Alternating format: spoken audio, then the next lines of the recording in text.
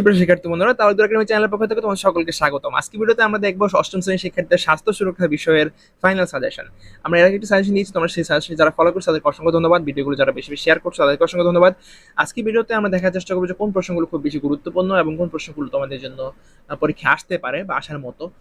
গত বছরের যে প্রশ্নগুলো হয়েছে সপ্তম শ্রেণীর জন্য, সেই সপ্তম শ্রেণীর প্রশ্নের আলোকে স্বাস্থ্য সুরক্ষার বিষয় যেহেতু অষ্টম শ্রেণী আগে পরীক্ষা হয়নি, বিষয়ের আলোকে এই বছর কি প্রশ্ন আসতে পারে এবং কোনগুলো খুব গুরুত্বপূর্ণ সেগুলো আমরা আজকে ভিডিও দেখার চেষ্টা করবো। দেখো, সপ্তম শ্রেণীর বাৎসরিক সামষ্টিক মূল্যায়নে একটি প্রশ্ন ছিল যে প্রশ্নগুলো ছিল এরকম যে এটা খুব স্ট্যান্ডার্ড প্রশ্ন বাৎসরিক সামষ্টিক মূল্যায়নের প্রশ্নগুলোই। এখানে যেমন দেওয়া ছিল স্বাস্থ্য সুরক্ষায়।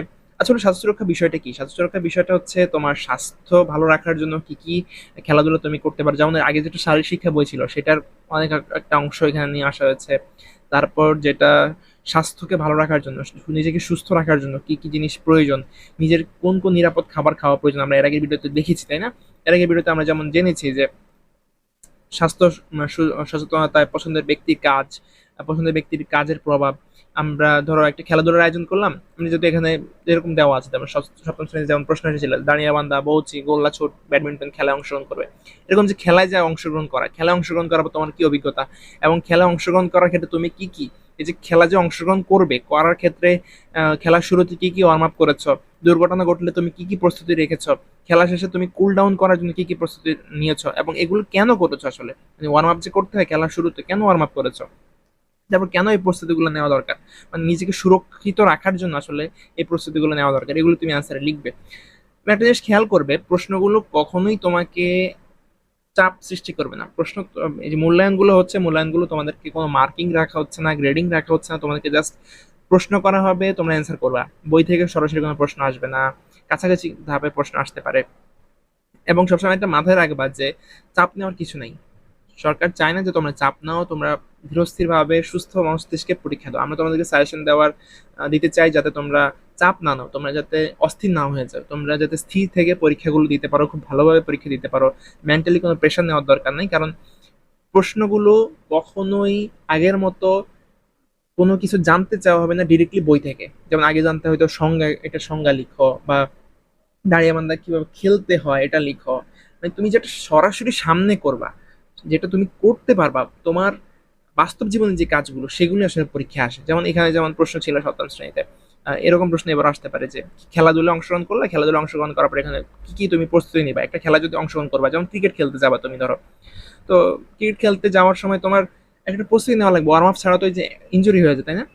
তো ইনজুরি যাতে না হয়, সেই ইনজুরি যাতে না হয় সেটার জন্য তুমি আগে কি প্রস্তুতি নিবা, কেন খেলার আগে ওয়ার্ম আপ করতে হয়। যারা বাৎসরিক এই যে প্রতিযোগিতা হয়, তোমরা স্কুলে যে প্রতিযোগিতা হয় সেখানে তোমরা জানো যে সেখানে ওয়ার্ম আপ করে নিতে হয় খেলার আগে, কারণ শিক্ষার্থীরা যদি অসুস্থ হয়ে যায়, আবার যারা হচ্ছে অসুস্থ শিক্ষার্থী তারা আবার খেলাধুলা অংশগ্রহণ করতে পারে না।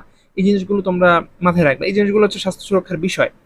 আচ্ছা, এখন হচ্ছে তুমি কি কি প্রস্তুতি নিয়েছিলে, তারপর স্বাস্থ্য সুরক্ষা তুমি এই প্রস্তুতিগুলো কেন নিবা, খেলা শেষে কুল ডাউন জন্য তুমি কি কি প্রস্তুতি নিবা, আর যদি তুমি দুর্ঘটনায় আহত হয়ে যাও বা কোনো বড় তখন দুর্ঘটনার সম্মুখীন হয় খেলার ক্ষেত্রে, তাহলে তুমি এই কি কি সম্মুখীন হতে পারো এই খেলাধুলা অংশগ্রহণ করে। এবং এই সম্মুখীন হলে তোমার প্রাথমিক চিকিৎসার কি ব্যবস্থা থাকবে, তুমি কারো সহযোগিতা নেওয়া লাগবে কিনা। ধরো যদি কারো সহযোগিতা চাও তাহলে কার কাছে সহযোগিতা চাইবে। ধর প্রথমে আমরা যেটা জানি যে 999 হচ্ছে আমাদের প্রথম সহযোগিতার একটা স্থান, যেখানে আমরা চাইলেই আমাদের অ্যাম্বুলেন্সের সহযোগিতা নিতে পারি, যেহেতু দুর্ঘটনায় আক্রান্ত হয়ে গেলে অ্যাম্বুলেন্সের প্রয়োজন। তো আমরা অ্যাম্বুলেন্সের কি নিতে পারি, শরণাপন্ন হতে পারি বা প্রাথমিক চিকিৎসা নিতে পারি প্রথমে, তারপর হচ্ছে যে কোনো হসপিটালে নিয়ে যেতে পারি। এই আঘাতে তোমরা কি কি ব্যবস্থা নিয়েছিলে প্রাথমিক চিকিৎসার জন্য সেটা আসতে পারে। তোমার এই নিজের প্রতিফলন হয়েছে এই যে খেলাধুলায় অংশগ্রহণ করেছো, দাঁড়িয়ে বারান্দা খেলা অংশগ্রহণ করেছো, এই খেলাধুলায় অংশগ্রহণ করার ক্ষেত্রে তোমার কি প্রতিফলন হয়েছে সেটা তুমি লিখবে। আমরা যদি এখন বই থেকে একটু দেখাই, বইয়ের যে খেলাধুলার পার্টটা রয়েছে, নিরাপদ খাবার থেকে আমরা দেখাই। নিরাপদ খাবার জন্য তুমি ভালো একজন খেলোয়াড় হিসেবে তোমার কি কি খাবার, ভালো ভালো খাবার খেতে হবে। ধরো নিরাপদ খাবার নিশ্চিত করার জন্য তোমার পরিবার কি করা উচিত, তুমি যদি তোমার পরিবারকে ভালো খাবার খাওয়াতে চাও তাহলে তোমার কি করা উচিত, তুমি কোন খাবারগুলো পছন্দ করবে, তোমার মানসিক স্বাস্থ্য ভালো রাখার জন্য তুমি কি কাজ করবে, তোমার সামাজিক স্বাস্থ্য ভালো রাখার জন্য তুমি কি কাজ করবে, তোমার যে শারীরিক স্বাস্থ্য সেটা ভালো রাখার জন্য তুমি কি কাজ করবে। এই প্রশ্নগুলো আসতে পারে। তারপর নিরাপদ খাবার নিরাপদ জীবন, তো আমরা জানি এটা নিরাপদ খাবার নিরাপদ জীবন। তো নিরাপদ খাবার রাখার জন্য খাবার প্রস্তুত করা হয় কিভাবে, কিভাবে পরিবেশন করা হয়, কিভাবে খাবার সংরক্ষণ করে রাখতে হয়, কিভাবে পুষ্টিমান বজায় রাখতে হয়, কিভাবে উদ্ধৃত খাবারগুলো কি করতে হয়, সেগুলো কি ফেলে দিব নাকি ফ্রিজে রাখবো না কি করবো সেটা তুমি লিখবে। তারপর খাবার প্রস্তুত করার ক্ষেত্রে আমার কি কি পদক্ষেপ নেওয়া উচিত নিরাপদ খাবার নিশ্চিত করার ক্ষেত্রে। এবং এখানে তুমি তোমার কাজগুলো তো লিখবে, তারপর দেখা যাবে যে তুমি তোমার বন্ধুর কি কি লিখবে, সেখান থেকে আবার তোমাকে জানানো হবে যে তুমি তোমার বন্ধু এটা লিখছে, তোমার এবার কি মনে হয়, তুমি এটা কি একমত কিনা, যদি একমত না হও সেটার পক্ষে লিখো বা বিপক্ষে লিখো, এরকম প্রশ্ন আসতে পারে। তো এই কারণ মূল্যায়নে কোনো সরাসরি প্রশ্ন আসে না, তুমি একটা প্রশ্ন অ্যান্সার লিখবা, তোমার বন্ধু একটা লিখবে, তোমার অন্য বন্ধু একটা লিখবে। তো এরকম প্রশ্নগুলো দেখা যায় তোমার এক্সচেঞ্জ করে এবার বলা হবে যে তোমার বন্ধু যেটা লিখছে এবার তুমি বলো তোমার কি মতামত। ধরো তোমার বন্ধু লিখছে যে উৎপাদন এবং প্রক্রিয়াজাতকরণে তোমার একটা কাজ লিখছে, ধরো সে হাত ধুয়ে খাবার পরিবেশন করবে, খাবার পরিবেশনে অংশগ্রহণ করবে। তো তুমি লিখতে পারো পরিবেশন যে খাবার পরিবেশনে অংশগ্রহণ করবে, এবং সে লিখছে যে এইটার ফলে যে আমার খাবারে কোনো কি বলে খাবারে কোনো জীবাণু প্রবেশ করবে না। তো তুমি লিখলা যে না, শুধু হাত ধুলেই হবে না, হাত ধোয়ার সাথে সাথে আমার যে খাবারটা আমরা প্রস্তুত করব সেই খাবারটাকেও ভালোভাবে ধুয়ে নিতে হবে, এটা তুমি এখানে লিখে দিতে পারো। এরকম তোমার বন্ধু কি লিখছে, তুমি কি লিখছো, এবং তোমার বন্ধু যদি খুব ভালো কিছু লিখে থাকে সেখান থেকে তুমি কি শিখতে পারছো, এটা তোমার একটা মতামত আছে, তোমার বন্ধুর একটা মতামত, তোমার আর তোমার বন্ধুর মতামতের পার্থক্য কোন জায়গায় ছিল, ইতিবাচক কি জিনিস তুমি শিখেছো। তারপর এই যে খাবারের প্রস্তুত করেন তোমার কি ইতিবাচক দিক তুমি শিখতে পেরেছো, বা এটা খাবার প্রস্তুত করার ক্ষেত্রে কি কি পদক্ষেপ নেওয়া লাগতে পারে, প্রথমে উৎপাদন প্রক্রিয়া কি, প্রস্তুতি প্রক্রিয়া কি, এগুলো তুমি খুব ভালোভাবে দেখে যেতে পারো। এরকম প্রশ্ন আসার সম্ভাবনা খুব বেশি, কারণ বইয়ের যদি চিন্তা করি যে এই জিনিসগুলো আসার সময়, আর যদি খেলাধুলা থেকে আসে তাহলে শারীরিক ফিটনেসের এই চ্যাপ্টারটা খুব বেশি গুরুত্বপূর্ণ, কারণ খেলাধুলা থেকে সপ্তম শ্রেণীতে প্রশ্ন এসেছে, আমি তোমাদেরকে দেখিয়েছি বাৎসরিক সামষ্টিক মূল্যায়ন এরকম প্রশ্ন এসেছে। এবং এই খেলাধুলার পরে তোমাদেরকে যেটি জানতে চাওয়া হবে তোমার ব্যক্তিগত অভিজ্ঞতা কি ছিল, এবং অভিজ্ঞতার আলোকে একটা প্রতিবেদন লিখতে হবে।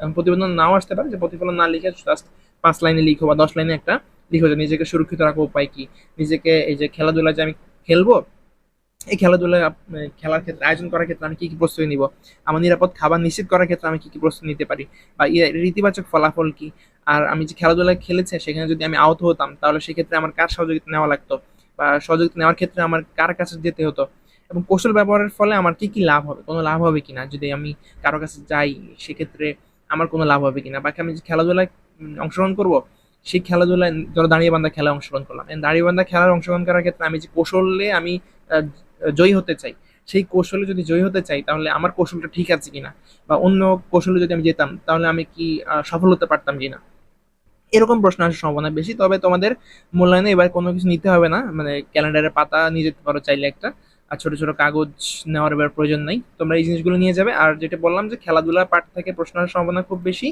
আর তোমার খাবার, তো এই দুইটা পার্টই খুব বেশি গুরুত্বপূর্ণ। আর এই দেখো, দম বৃদ্ধির ব্যায়াম কিংবা এটার উপকারিতা কি আছে, শক্তিবৃদ্ধির ব্যায়াম এটার উপকারিতা কি আছে, তারপর গতিবৃদ্ধির ব্যায়াম এটার উপকারিতা কি আছে, তারপর খেলাধুলাগুলো এবং সাঁতারের ক্ষেত্রে যদি কি কি সাঁতার রয়েছে, তুমি কোন সাঁতারগুলো পারো, এবং সাঁতারের মধ্যে সাঁতারের উপকারিতা কি রয়েছে, সাঁতারের অপকারিতা কি, তারপর মজার কিছু ব্যায়াম আছে সেটা লিখবে। তারপর সবাই কি সাঁতার দিতে পারে কিনা, সবাই সাঁতার দিতে পারে না কেন, সেটাও লিখতে পারো, সেটা এরকম প্রশ্ন আসতে পারে।